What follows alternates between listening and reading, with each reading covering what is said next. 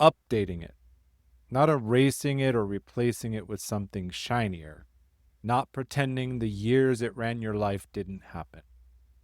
Updating it, the way you'd update any information that turned out to be incomplete, with honesty, precision, no drama.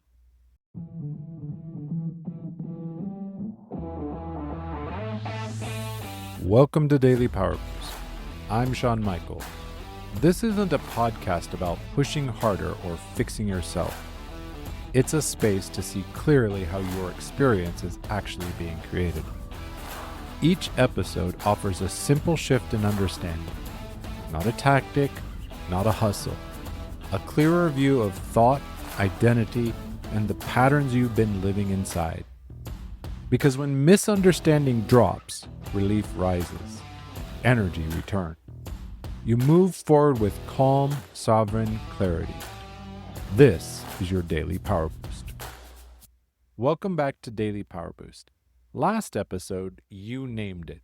That belief that's been quietly collecting its tax for longer than you'd like to admit. And naming it was the necessary first move. But naming it without updating just leaves you with a clearer view of the same ceiling. So today, we do the next thing, not the comfortable thing, the useful one. Because updating a belief you've carried since childhood isn't a weekend workshop or 3 deep breaths or some new affirmation. It's a specific kind of honest work, and it's closer than you might think. There's a belief I carried for most of my life that I want to tell you about. The specifics are mine, but I suspect the shape of it will be familiar. I believed at a level I couldn't have articulated until well into adulthood that being too much, too direct, too certain, or too visible would cost me the room. Not a dramatic belief, but a quietly devastating one in practice. It showed up in how I softened things that it didn't need softened. How I'd read a room before deciding how much of myself to bring into it. How I'd shrink just enough to stay safe, and I called it social awareness.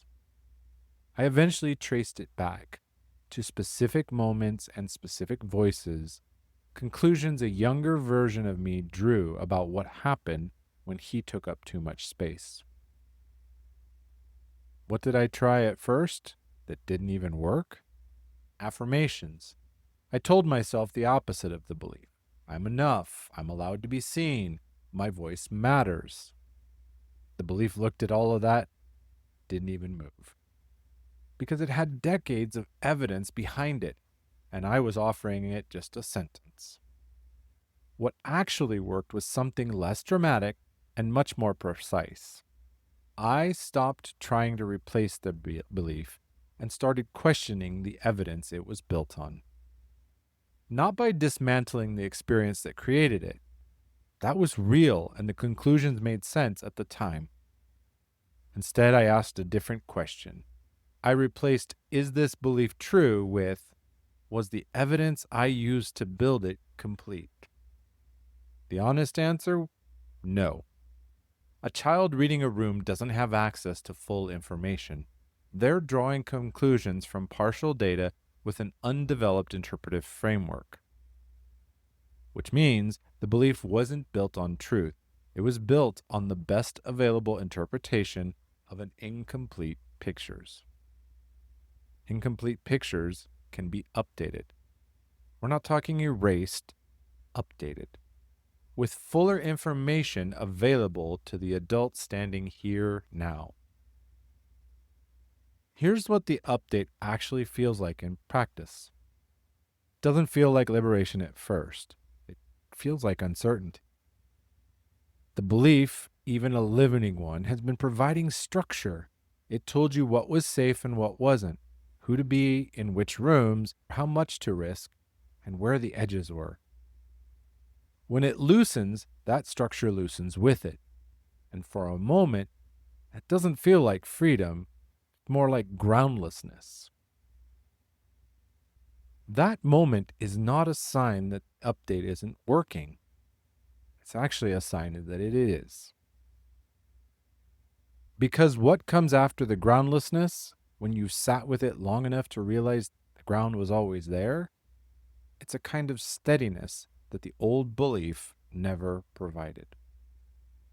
Not a steadiness of knowing what's safe, it's a steadiness of trusting your own wisdom, regardless of the outcome. That's the difference between a belief built for survival and an identity built for the life you're actually capable of living. Here's one action for today. Take the belief you named last time and ask yourself this: was the evidence I used to build this belief complete, or was it the best interpretation available to a younger version of me with limited information? Sit with that distinction, because if the evidence was incomplete, the belief isn't a truth you have to dismantle. It's a conclusion you get to update. And these are very different problems with very different solutions. If you've been trying to change a belief and finding that nothing sticks, it's likely because you've been trying to replace it rather than update it. That's the distinction worth exploring on a clarity call. We find the evidence the belief was built on, examine how complete it actually was, and start building a more accurate picture. You can find the link in the show notes. Next time, there's a ceiling most high performers hit that has nothing to do with skill, strategy, or even effort, and has everything to do with what they believe they're allowed to become. We're going to name it and look at what's just on the other side. With strength and heart, I'm Shawn Michael. Stay close.